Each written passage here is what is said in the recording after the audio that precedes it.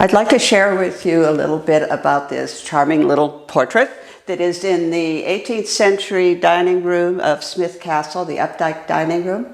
It was painted by an itinerant artist, and they were called limners in those days. Sometime in the 1700s, we don't know exactly who, we don't know exactly who the child is, but she or he, it may have been a boy, is particularly charming.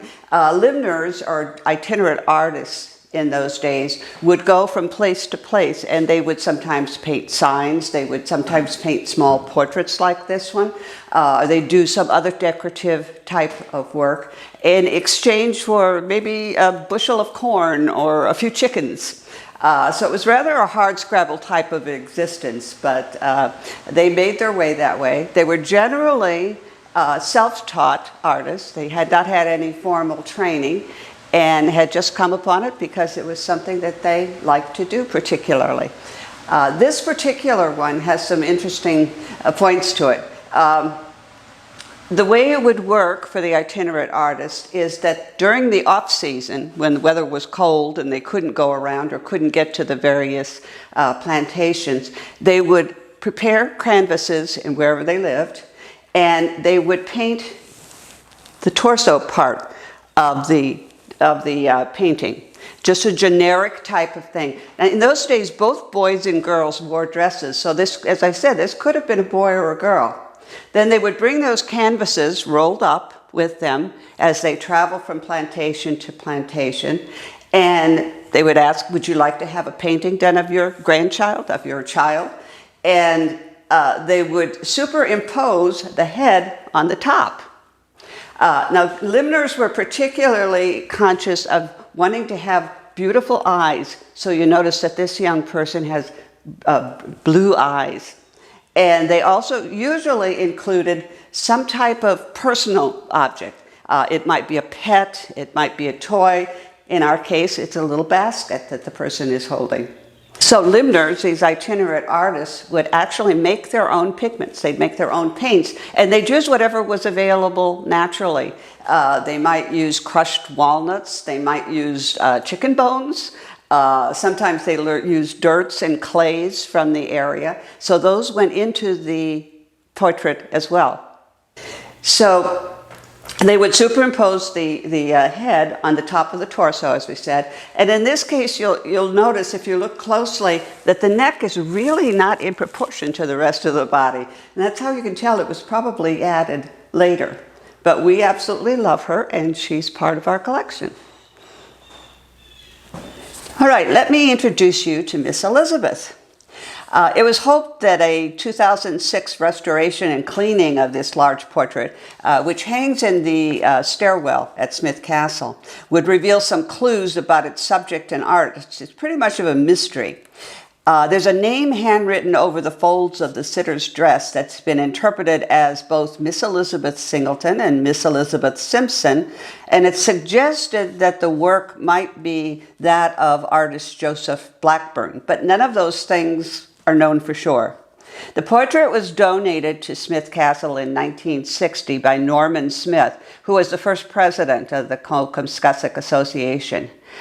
He had inherited Cedar Crest Farm, which was the Updike Sago farm in the 18th and early 19th centuries, from his father, and the possibility that the painting had been handed down either from a related Singleton or Simpson family was explored, but that doesn't appear to be the case. In 2008, longtime docents recalled that Mr. Smith had acquired it in an auction, so it probably has no direct connection to the Smiths or this particular house. Because of certain characteristics similar to the work of artist Joseph Blackburn, an appraisal done in 1979 attributed to, quote, the school of Blackburn, quote. Blackburn himself was an English portrait painter. He worked in colonial America in the mid-1700s. Our painting, however, has never been studied by a real expert in 18th century portraiture to find out if these claims are true. The identification of the sitter as Miss Elizabeth Singleton comes from what appears to be a name, as I said, written in the folds. And it's written in brown ink. And this was done sometime, probably a long time ago, almost certainly not by the artist. According to the Worcester Art Museum, and they hold several Blackburn portraits, that artist typically signed his work in very neat printed or script signature. And sometimes he wrote the name of the sitter, but again, it was very precise, and very often he would include the birth date. And none of those appear on our painting. In our case, only really part of the name is legible, so that if you come to Smith Castle, look for it very carefully. You'll be able to see Miss Elizabeth S., but it's hard to make out that last name. And as I said, for many years it was thought to read Singleton, but more recently people have thought that perhaps it might be Simpson. So then they started trying to do genealogical research, and there are some indications of a Singleton family that lived in Newport, but no Elizabeth has been found. On the other hand, there are a Simpson family in Massachusetts. And interestingly enough, members of that family were painted by Joseph Blackburn, and their portraits hang in the Boston Museum of Fine Arts. Dr. Brenda Richardson, who's done some genealogical work on the family, has identified 2 individuals named Elizabeth and feels that there's a strong possibility that our Elizabeth Simpson might have been born in 1727. So Miss Elizabeth remains a mystery, both to her identity and to that of the artist who created her. To fill in the gaps, myths have grown up over the years, including one that she was a young woman who fell to her death on this stairway while attending a ball and now haunts the house. However, no one has ever reported seeing her ghost or hearing her. There are additional questions about the possibility of her clothing, suggesting bereavement for some loved one. And just what is that she's holding in her hand? Could it be a precious memento of a loved one or a scent packet? We don't know. We'll probably never know any of the answers, but we still greet her as we travel up and down the stairs with our guests. Goodbye, Miss Elizabeth. So this is a reproduction of an oil on pine painting by an unknown artist.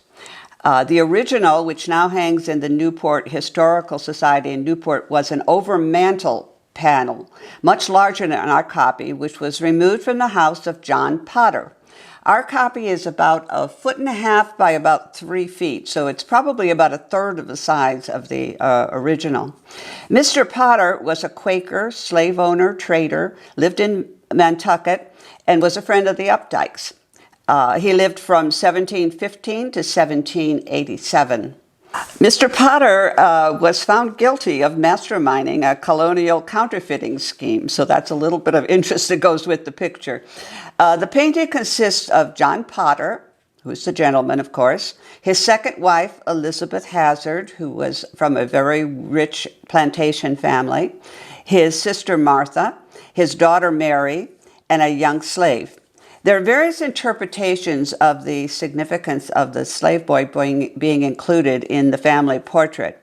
It's possible that this domestic servant was somehow very special to the family. It was expensive to have paintings such as this done, so there was definitely some significance to it. On the other hand, the family might have been wanting to show that they were wealthy enough to own a slave, as well as the imported tea service from China that you see them using. Another question that's been posed with regard to the positioning of the subjects is the fact that Mr. Potter is facing forwards, staring directly at us, while the ladies look toward him or discreetly down to the side. This could represent male dominance, female subservience in colonial society.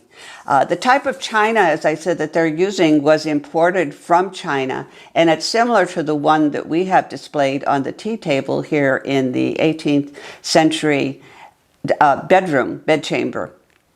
You'll notice that you'll see Mr. Potter holding the cup, and that the cup has no handles to it. That was common to that type of china that was imported from the China trade.